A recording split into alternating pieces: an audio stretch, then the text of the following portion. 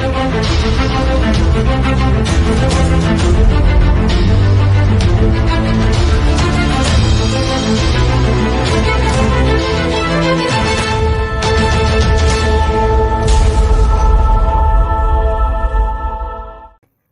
right, so don't be confused. This is not the ROC. This is breaking it down with Baish, but my intro's not working for some reason. Don't know why. But yeah, I'm here. Obviously, I'm Baish, and I'm joined with my guest, Brett. Brett, tell people who you are, what you do, and where you come from. Hi guys, my name is Brett Zeller. I'm from Kansas City, Missouri originally, born and raised. That's where I'm currently living. Um, I live in the Kansas City area, outskirts. I come from a background of stand-up comedy, uh, doing some local film projects and stuff here in the Kansas City area. Also have my own podcast as well called Smoking Guns that I do with my dad bi-weekly to right now we're trying to do once a week with the playoffs and stuff, but usually it'll be about bi-weekly just to get going. Okay, cool. So, you guys, your podcasting is around like sports and like wrestling and stuff like that, or just sports? Just So it's a mixed variety. Call it Smoking Guns just because anything can be a hot topic on our show, from sports to comedy to music to anything that's going on in the world, stuff like that. So we just got to try to keep it open, wide open. My dad's a big sports fanatic, as well as comedy. That's where I got my start in stand-up comedy, was learning about his days doing it when I was young and stuff like that. And so then I kind of took the reins in myself and try to get my foot in the door on doing that. Okay, cool. So, this episode is titled Foosball. People don't know foosball is football, but Bobby Boucher, the water boy. So obviously the playoffs are happening, in the NFL and all that fun stuff. So you being from Kansas City, who's your favorite team? Actually, I have two technically. Obviously the Kansas City Chiefs. There's all my Chiefs stuff right there. Also the Dallas Cowboys, just because my dad grew up watching them in the 70s, 80s, and 90s, and I was born in the 90s, early 90s, so I kind of grew up watching them in the Super Bowls and playoffs and stuff. So I became a Cowboys fan watching them with my dad, but obviously born and raised Kansas City Chiefs. So you got like the best of like both worlds here, because like like you can be sad about the Chiefs sometimes during the season, but if they get in the playoffs, they're gonna go deep. Right. And the Cowboys can keep you excited during the season, but when they get to the playoffs, it's gonna make you sad. Right, exactly. And the thing that really irked me or really ticked me off was no matter what week, I could never get both teams to win in the same week this season.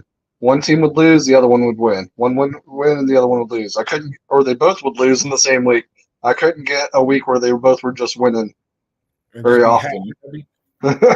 Yeah, well, okay, for me, I'm a diehard Cowboy fan. It's tattooed on me. Like, I don't know if you can see it over in the corner. Can't really see it because of this chair. But I have the Dallas Cowboy tickets from their Super Bowl, encased over there. Plus, I named my oldest son Dallas. So, nice. And I'm from Texas, so it kind of helps. And it's a painful reminder every year, like playing the lotto. You get your hopes up when those first two numbers drop, and you're like, oh, this could be the day, and then you don't get anything.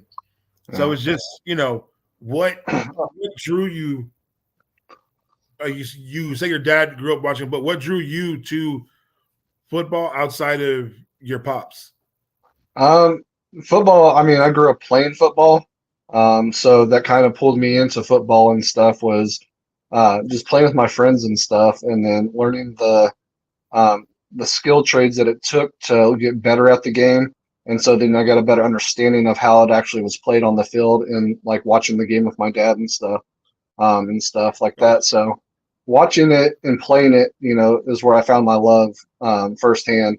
And then also seeing that star on the helmet, the big white and blue silver star, That's what drew me to the Cowboys. And I my first heartbreak, honestly, with the Cowboys was when Romo fumbled the snap against the Seahawks. I cried. That was the first time Dallas broke my heart that I can recall. Man. So yeah, that that's one. and to me, that's my favorite Cowboys quarterback of all time, just because that's what I remember the most was when he got his first start and his last game and stuff.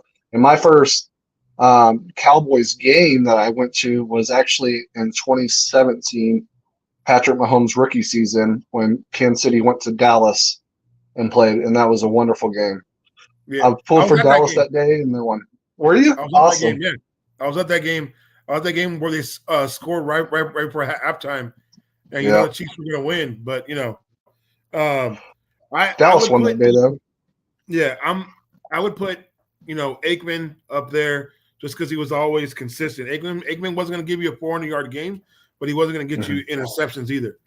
Romo was great too, but the problem with Romo is it was it was when he was back there and there was time, you didn't know if it was going to be a touchdown or a horrible interception. Right. I like Dak, but if you're gonna name for me, it's gonna be Romo, Aikman, then Dak. Yeah, that's how mine is. It's just disheartening every time. And plus, I blow bait about the Cowboys a lot, so I talk about them. I always say, we them boys all the time, and when they lose, everyone likes to tell me how badly they did. So it's it's great. So for you watching these playoffs, the stuff that's going on right now, what's the biggest surprise to you and the biggest letdown outside of the Cowboys? Biggest surprise to me is probably I'd probably say the Tampa Bay Buccaneers. That game that they played was phenomenal. Yeah. The way that they were able to rally and keep at it, and Baker Mayfield, man, he's got a second win coming. So I'm excited to watch that game against the Detroit Lions this week because I think Detroit could go all the way. And I'm pulling for Detroit. I work for Ford Motor Company on the assembly line here in Kansas City. And so I would like to see a Detroit Kansas City get Super Bowl. That'd be nice. I'm with you on the Detroit one. I would love for – I hate the 49ers. So I would love for – Yeah, me too. I would love for Green Bay to beat the Niners and then play either the Bucks. I would love for Baker, just for Baker, to be able to go to the Super Bowl. So then Baker could look at everybody and do what he probably does is either flip them off or do something because, Baker was set up to fail in Cleveland. And then, getting new life with, Tampa. I mean, it helps his division was horrible. But, for me, the biggest thing, like you said, was Baker. A lot of people said it was CJ Stroud, but if you watched him play during the year, CJ was awesome. Yeah, he's doing the same thing now. And the Browns just, they're the Browns. They're going to do Brown things. And I was pulling for the Browns because I thought that defense just looked too good to be true. And unfortunately, it was too good to be true because they ate a stinker on that game. And Joe Flacco didn't look like he did all season. Yeah, I think Joe Flacco, I don't know if you Fitzmagic with Fitzpatrick, he would give you 4 or 5 great games, and you'd be like, oh, man, this guy could be a starter. And then that 6th game would lure its ugly head around, and you'd be like, oh, wait, that's why he's a backup. Because he can't, keep going with it. For when I look at the surprise, not just Baker, but I thought Kansas City was going to lose. No, I don't know why. It's like I had no doubts. They played so horrible. Yeah, but I had no doubts in Kansas City, for one, because the weather was such a factor. It was -4 degrees with the wind chill. It was -30 here in Kansas City. I knew Miami coming in here from playing in 60-degree weather all year. I didn't think they had a chance, especially Tua. He's from the islands. Yeah. He hasn't played very many cold games in his whole whole football career, including college. Very So true. I didn't I didn't think he would be able to really get the ball out and stuff like that. I figured the weather would be a big factor, and then also that defense is phenomenal. Chris Jones and George Karlaftis, uh, they're two studs, and unfortunately, Chris Jones isn't with us next season. I think we'll be in good hands with George. So, Yeah, however, the only thing that I know that we need to keep here in Kansas City is probably L'Jarius Sneed. Like they need him here in order for that defense to be as good as it is this year, moving forward. I would have liked them to have kept the Honey Badger from last year and kept him for Uh, the year forward. But I mean, because he was a good ball hawk. yeah, You he was a he's a good commander. He was very good at leading that defense as far know, as play calling and stuff like that. But last year he cut, or not last year, but 2 years ago, his last season here, yeah, he really wasn't playing like he had played the previous couple seasons here. And I felt like we were in good hands moving forward with Cook and um, man, uh, our yeah, other guy. yeah. I know what you're talking I'm about. Yeah, I know what you're talking I, there's so many players that it's always like right there on the tip of my tongue, and then I just lose it, and I'm like, man, what is that? about. But yeah, so like, I mean, I think we're good in the on the defensive backs side as long as they can retain Snead, they'll be good going forward. The defensive line and the linebackers is where we really need to um, put some more into because I know Willie Gay will probably be gone after this year. As good as Yeah. he is, I don't see them re-signing him because he's going to want a good contract because he has played good, and I just feel like we're going to let him go and pick up a rookie. So for you, do you feel like players are good in their scheme or they're good no matter where they are? So with the scheme that the Chiefs use with Spagnola has set from the countless interviews I've watched and listened to over the years. Spagnola has such a difficult scheme that there's multiple different schemes within one scheme. And so that's why it takes some players on like rookies and stuff or people that are coming in. It takes them almost half the season to even catch up to what the scheme actually is. So I think the scheme is actually what prevails our defense and a lot of it. So having that talent like Chris Jones and being able to move him outside, inside, and stuff like that, and just every other play, I think that really helps disguise what the defensive scheme is. Whether they're bringing Snead off the out of the corner spot in for a blitz or bringing the safeties up and stuff like that. Okay, because I know in Dallas's defense, I know Quinn likes to run zone on one side and man on the other, and usually up underneath, especially if it's like 12-man personnel. But in the playoff game, like I've been saying this all year long. Like Gilmore or Gilly was good, but he's not a number one corner anymore. He Right, just was in the right situation with other guys. We don't have a true safety on our team. We have right, a bunch of exactly. guys that are small linebackers. Yeah, We don't have anybody that can cover. That's been shown when the 49ers put up 35 on us. That's been shown when, uh, Laporta was catching passes. We have nobody to, cover the tight end. I think a lot of yeah, people are going to be gone off this defense. I think your corner, Snead, is going to get a lot of looks from like Philly, maybe Atlanta, stuff like that. right.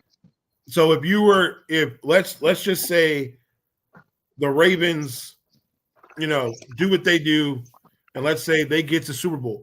What is the first thing if you're the Chiefs GM that you're sitting there and you're like, we got to address this, and then we got to try to get this free agent. Let's say your cap space is not an issue. Mhm. You bring in two players to help your team.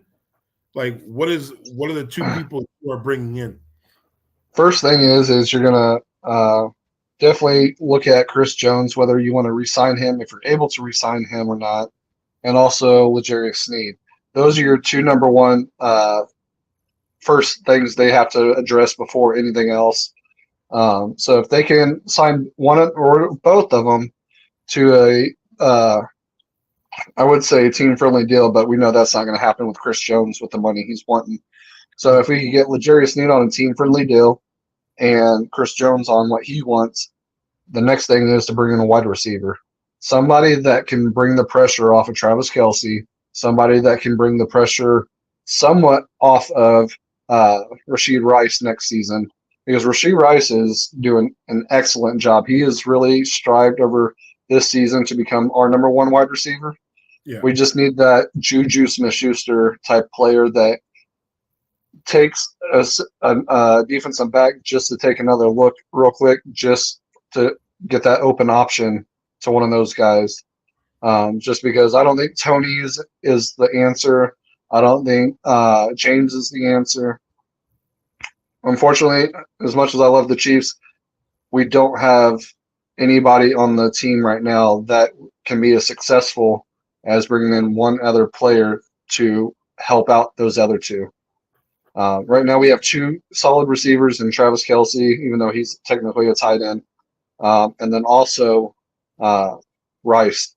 Those are our two options. I think Hardman will be gone, James will be gone, and I'm pretty sure Tony's going to be gone because they're just horrendous this year. They're nothing like what we expect, what we thought we could get out of them. It is legitimately what they were in New York for both James and Tony. True. Do you think what like a lot of people have said, what if you would have given an AJ Brown or just going by the play this year, an AJ Brown or a CD Lamb or a someone of that or a Justin Jefferson to Patrick Mahomes?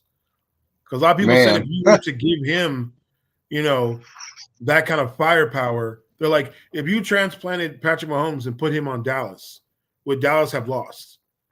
I know they would have won a couple Super Bowls by now. So that's the issue. Like, do you feel like his contract or Kelsey's contract have stopped them? Like, a lot of people said Patrick Mahomes should have done the Tom Brady route, and I'll take $20 million, and I know I'm making it up in endorsements. Right. Put the money somewhere else. I mean, and they've done that, and that's the thing. Like, Travis Kelce has one of the cheapest tight end contracts there is right now. It looks huge. A lot of it's not. Right, because what they do is they move him, and then they pay him like so much up front. Like last year, I believe they paid him like $3 million up front. They said, "Here's your money. We're going to move all this other stuff over here, and we're going to give you $3 million up front." Yeah. He was like, "All right, cool." Or there might have been $13 million or something like that.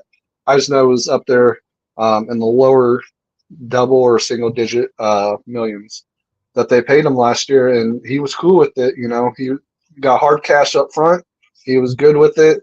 He went out, he busted ass, and they took the ship.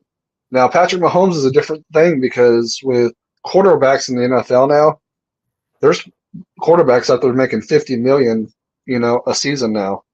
Patrick's on the lower end. He's actually one of the second lowest paid, and they restructured his to where he was getting fully guaranteed for over the next 4 seasons, just so he would be up higher in the pay bracket.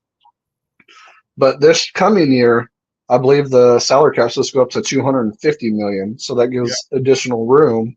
So now you can have the movability if you need to take some money off and move it around and stuff like that to pay people like Chris Jones, L'Jarius Sneed, and stuff like that.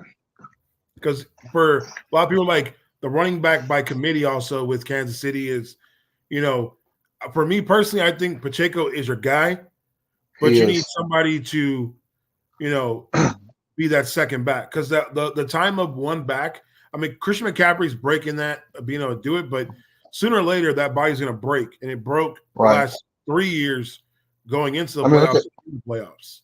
So look at Adrian Peterson and Tony Pollard and Zeke Elliott and all of them. It's proven that, and Kansas City is one of those teams that have proven you don't have to get a first round running back out of the draft. And we learned that ourselves the hard way by getting Clyde Edwards-Helaire, at 31st. Technically, that could have been a second round pick just because we were the very last pick of the first round. Yeah. But the fact is, you can go get a Pacheco in the sixth and seventh round, like we did.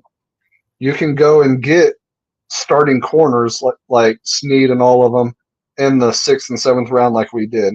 All of our corners, except for Trent McDuffie, all sixth and seventh round picks, and they're all studs. They're all locking it down. They only allowed one touchdown against the Miami Dolphins, and and they're the highest scoring offense in the league this year. And so for us to lock them down like that to only one score, and then the first game we locked them down to 14 points. It's tremendous.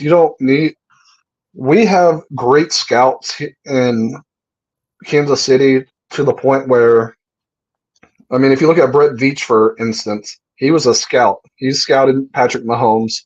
He brought it to Dorsey and Reed and all of them and said, hey, you really need to check this guy out. Like, he's legit the deal. And I think he would be a great fit for Kansas City. And, he was knocking on their door every day for them to review his footage and stuff like that and his draft capability and stuff.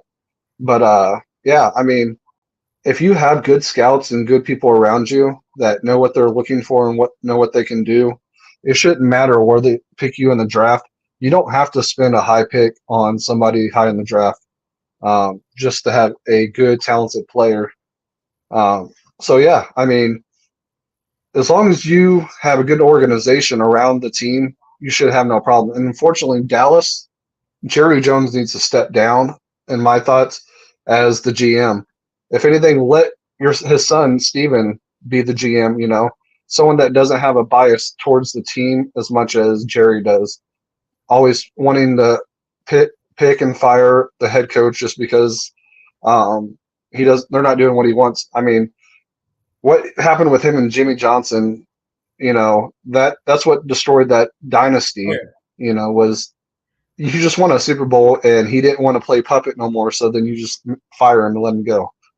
Like, you could have had a lot more Super Bowls if you would have kept Jimmy in the helm, And unfortunately, Kansas City learned that with, switching up their GM and stuff like that, because we had Dorsey here for a long time. We thought he was the greatest thing since sliced bread because he was with New England for so long. And then we brought him in here, and he helped us draft Patrick Mahomes and stuff, and some other good players like Tom Holly and all of those guys. But the thing is you just got to know when is when and when the time is to move on. Yeah. And luckily, we have good heads around here. So I was gonna say the same for the Dallas. Like, you're talking about, like, finding gyms in later rounds. Like, Tony Pollard was a 4th round pick out of Memphis. Darren Bland, 5th round pick. Right. Marcus Bell was an undrafted, player from SPCU. It's just when Jerry Jones gets in that mind space of I know best. Like, you have Will McClay there, who a lot of Will McClay is the one who, garnered to get Bland there, to get Marcus Bell there, and Damone Clark, our linebacker, and a lot of the stuff that happens, like you said, is Jerry getting out of his own way, because it seems to look at like this. I'm like, okay, well, Jerry doesn't need to have his own radio show. Right. Jerry doesn't need to be on TV once a week. You know what I mean? Like, it's to a point now when you look at Dallas, you're like, okay, Dak. Everybody wants to blame the playoff loss on Dak. I'm sorry, Dak didn't give up 48 points. Right. You know what I mean? Like, yeah, Dak threw one bad, horrible interception, and for some reason, it looked like CeeDee Lamb didn't want to be there. Yeah. Oh, yeah, from the get-go. Yeah. So it was just more of a point, like, I don't know what the hell was going on. No one knew what was going on. And it's like, I told somebody, like, you got to start from what you need and go down the list to what you're okay with. Like, I'm sorry. Tony Pollard is a good two-back. Yeah, He is not a and number one. I saw that last year, and I was hoping that somebody would have when they had Zeke last year. I was hoping somebody would have saw the potential in him and went and picked him up like a Kansas City or something. Yeah. Because he is a good two back. He can't be the every down back, and that's the problem. Is he had those explosive plays because he would come in on second down and long or whatever and bust it to Yep. the outside. You can't have a player that's explosive like that be an every down back. You need to have a second option, and that's because they have fresh legs. They have that fresh energy and stuff, and so like the Chiefs right now with Pacheco and Clyde Edwards and whoever else they bring in to be the third back. Clyde will be gone after this year, and so I'm assuming that they're going to go and draft another rookie running back because you don't have to pay running backs in this league no more. They're a That's dime a true. dozen. It's a dying position, and it's a dime a dozen. As long as they can catch in the backfield or running out of the backfield, then they're good enough to be on the team because that's where this position's moving to. Less running, unless it's to the outside or a screen pass. That's pretty much what that position's turning into, is a blocking extra blocker that catches a screen pass. So other than that, I don't see why. And for Dallas to pay Zeke Elliott $90 million blew my mind.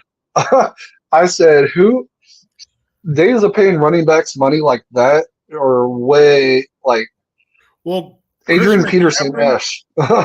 Christian McCaffrey gets paid that, but people need to understand Christian McCaffrey is like 70% of their offense.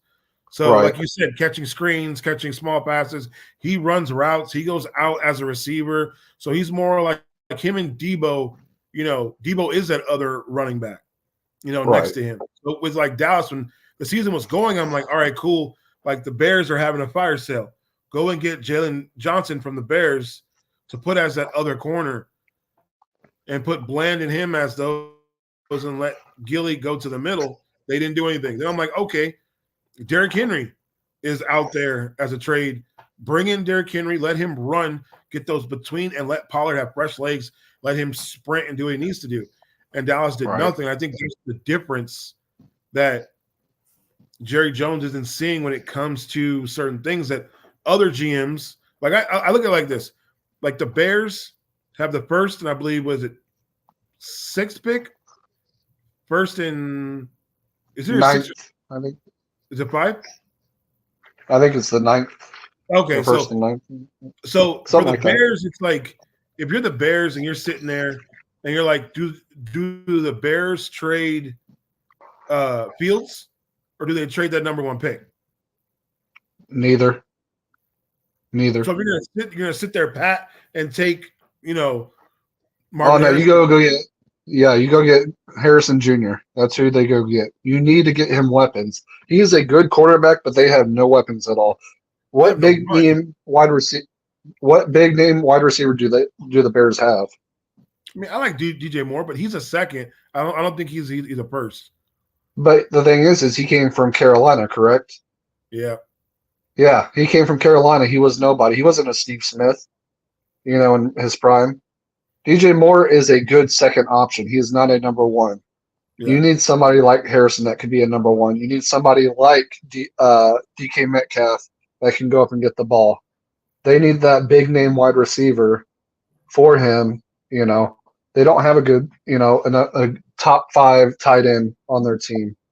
They need to go get somebody to help him get out of having to scramble all over the place.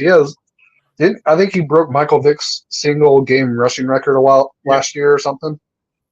Because he can't get the ball to nobody. He has to run. He's turned into a running back. And his career is going to diminish very quickly. I give him 6 years tops if he continues to have to scramble like that. Well, I look at it as like, okay, Fields makes mistakes like any, young quarterback would. And I do agree with you. Like, I think Cole Kmet is a good tight end. I don't think he's all-world tight end where you're like, oh, this, you have to be fearful of Cole Kmet. I think you need a. I'm sorry. Go ahead. I didn't mean to. I think Mooney is a good option, but I don't think Mooney is getting you like he can go deep, but his hands are suspect. I think you're right with the DJ Moore. He is a number 2.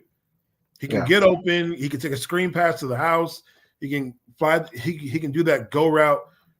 That number 1. But the thing is, like, is Marvin Harrison that number? Because remember, there's been guys that have come out of college where you're just like bona fide number 1, and they come out and they don't hit the Laquan Treadwell, Jalen Rager, those kind of people that came out in the first round where you're like, okay, we're expecting big things from them, and they like a fart in the wind, they're just gone, And I think it's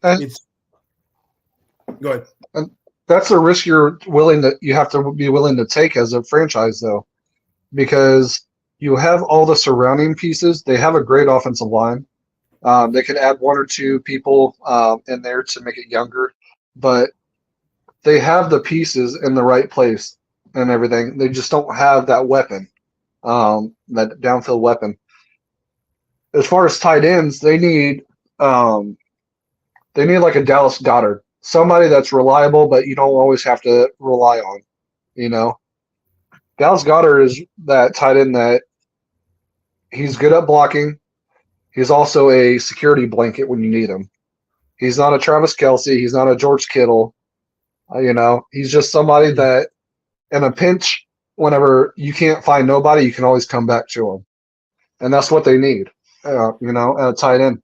If they can get somebody like that, that'd be great. I believe there was a tight end that was released in the middle of the season that they used to be pretty good. I can't remember who it was. I think it was the one from the Cardinals. Cardinals released somebody. Ertz. Zach Ertz, yeah. Like that he's at least a top 15 tight end at minimum. But I think he's old. I know his age would be a big right. But he's got that veteran presence though, That's somebody true. that can bring the veteran presence into that locker room. And at least help out some other players or help out a young tight end and stuff like that. Even like they can probably go and get Blake Bell or somebody from Kansas City. There's plenty of options out there. They just got to be willing to take a chance on somebody and not be scared to fail, because they fell pretty bad the last couple seasons to the point where what do you have to lose? It's either get him some weapons or trade him and look for restart the whole process again. And I don't think they have I agree with you, but I don't think they have the time. Like, I don't think that GM and that coach have that, because the thing is going to be this. It's like the Mitchell Trubisky thing. Like, they traded up to get Trubisky and went past Patrick Mahomes. Right. So when you're sitting there and you're that GM and you passed up on Patrick Mahomes to select Mitchell Trubisky, like, you know what I mean? Like, if you're that GM, are you willing to give up? Exactly. Are you willing to give up on a Caleb Williams, which everyone's super high on Caleb Williams? I'm not. He didn't play anybody. Like, no, he let his card show. I lost all interest in where he was going to go and all that whenever him and his dad came out and said that the only team he'll play for are these 3 teams, and he wants a stake in the team in part of his contract, which is not, for one, and it's not nearly possible, and 2, it's illegal. You can't own a stake in your team and stuff while playing for that team. That was the whole controversy with Tom Brady a couple years ago, because he wanted to buy into the Dolphins and trade for himself so he could play for the Dolphins and own a piece of them. And that's why the Dolphins end up losing draft picks. Tampering.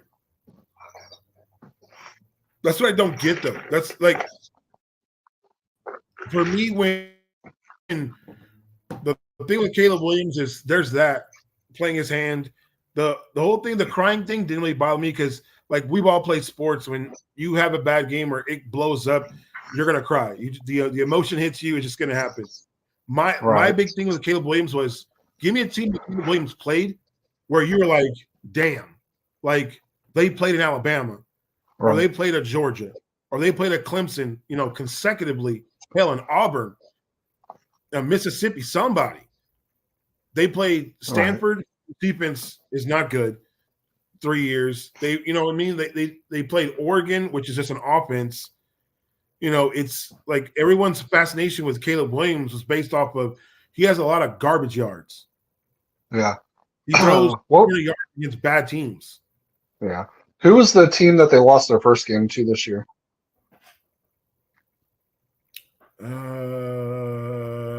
Trying to think.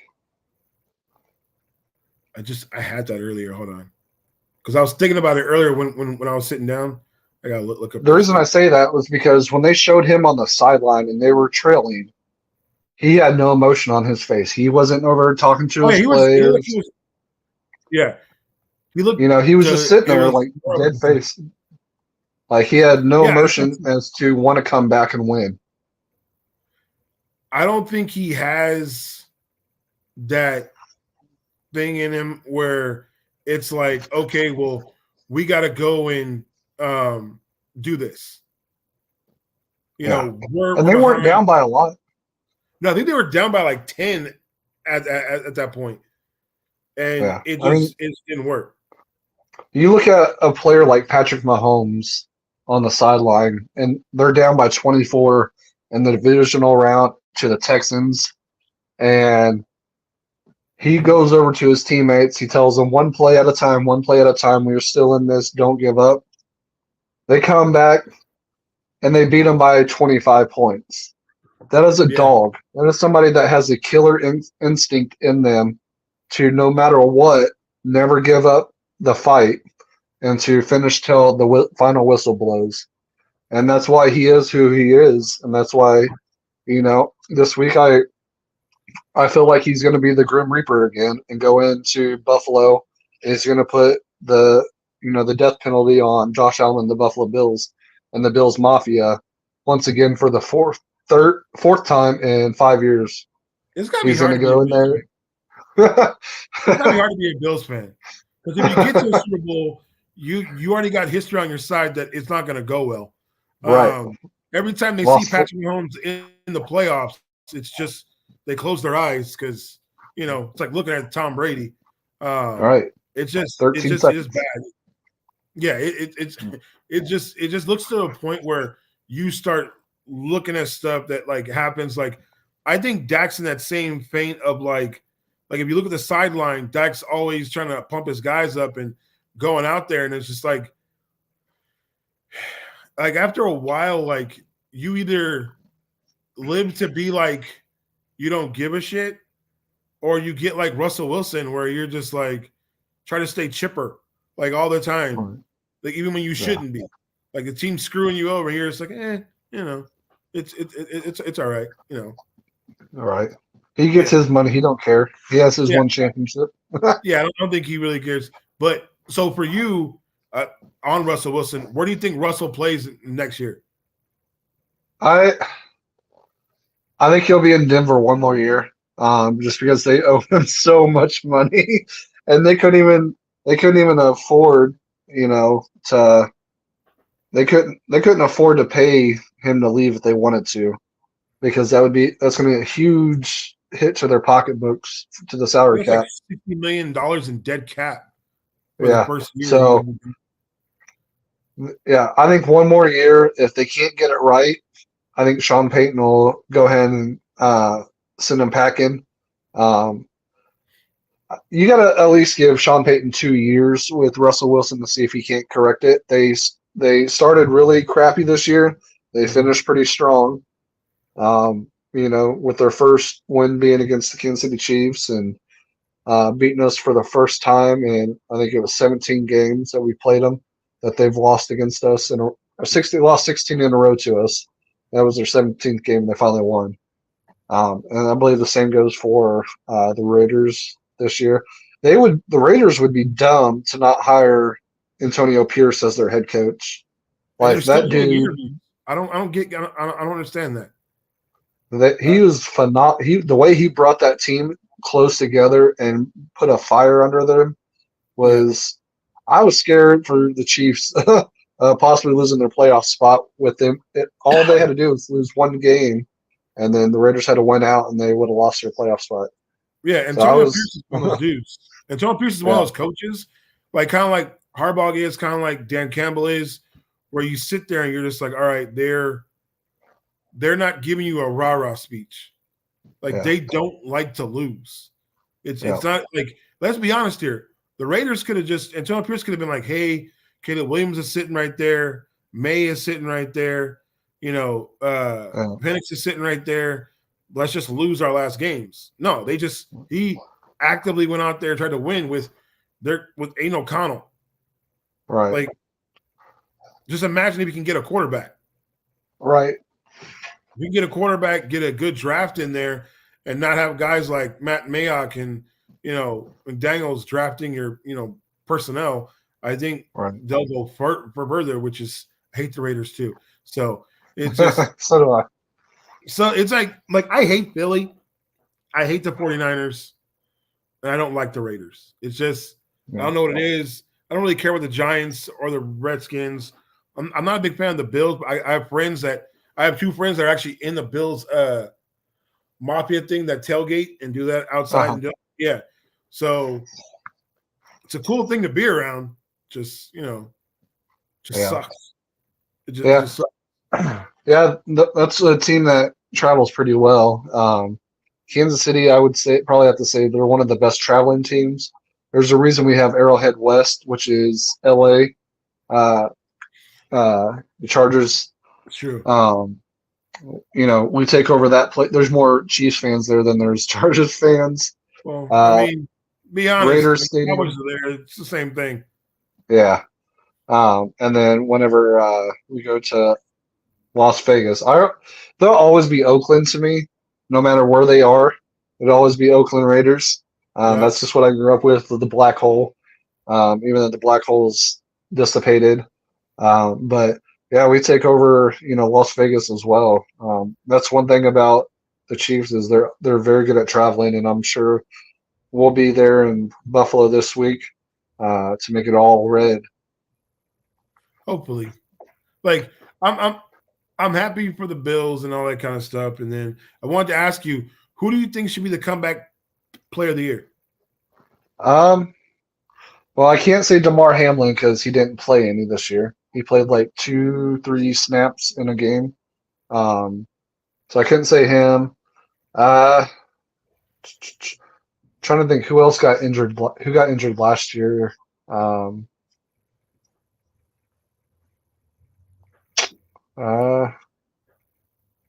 I think I don't know.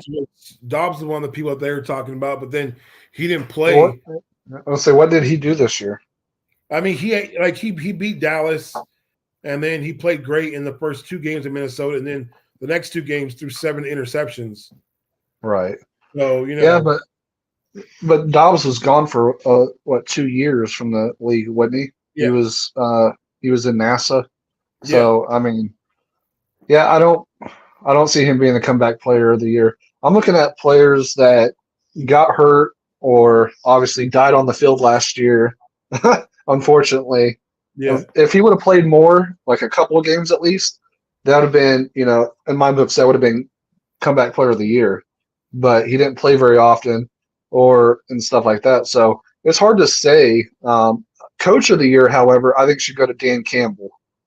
Oh yeah, that guy absolutely deserves that, to go from a rocky organization to taking them and winning their first playoff game in 23 years?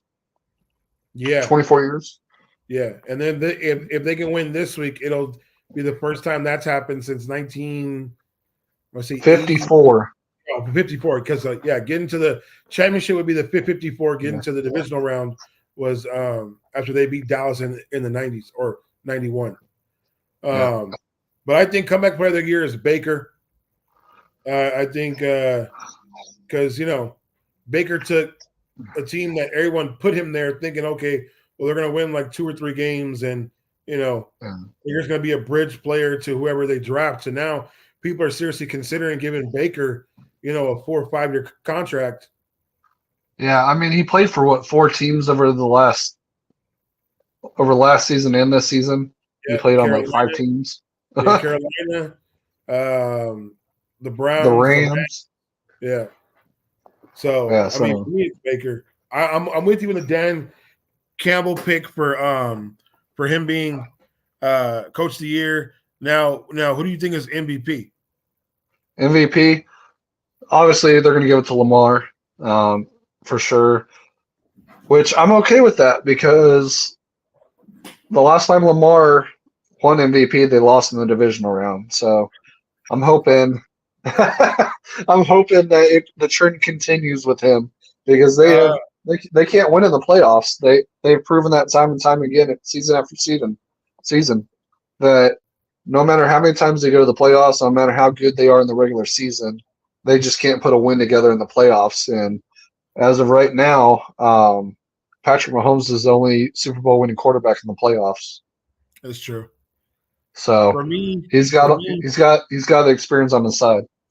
For me, I'm looking at I'm a homer, but I'm looking at Dak Prescott, and I think that playoff game showed you everything that you needed to see. Because if Dak plays bad, or if the defense can't, without Dak, how bad do you think that score would have been?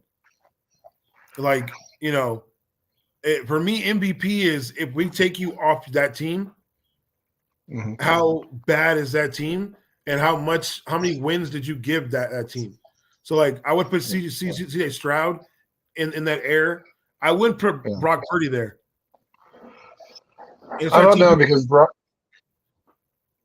I tell people all the time. They proved that they can't do it with Trey Lance. They proved that they couldn't do it with Jimmy Garoppolo. Brock Purdy. That's actually who I would pick comeback player of the year.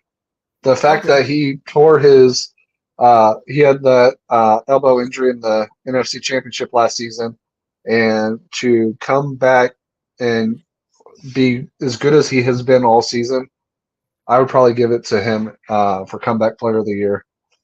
I mean, I can see that. Not MVP though, because when I look at it, it's like when you have Christian McCaffrey standing behind you, and you have Ayuk and Kittle, that offensive line, that destructive defense. It's essentially don't make a mistake. Just don't throw picks. You know what I mean? Like and you saw when Purdy had to win games for them, he couldn't do it. Right. Against the Ravens. Okay, I'll give you that. I would give him the first half of the season MVP. For sure. The first half of the season, he was flawless. Nobody could touch him. But yeah, I would probably say it's going to come down to Brock Purdy and Lamar in the 2 finalists for the MVP. It's going to go to Lamar though. Yeah. I mean, Dak didn't play flawless enough in games. They got blown out too many times on the road. And the fact that they got blew out like that at home in the playoffs. And I mean, a lot of it's on the defense, yes, but they couldn't get the ball to any of the receivers, and that's why we kept doing 3 and out, 3 and out, 3 and out, 3 and out. Was because we couldn't get the ball off to anybody downfield. Tight end is the one that we caught 3 touchdowns in the game. Ferguson, Jake Ferguson. That's the only could get open was Ferguson.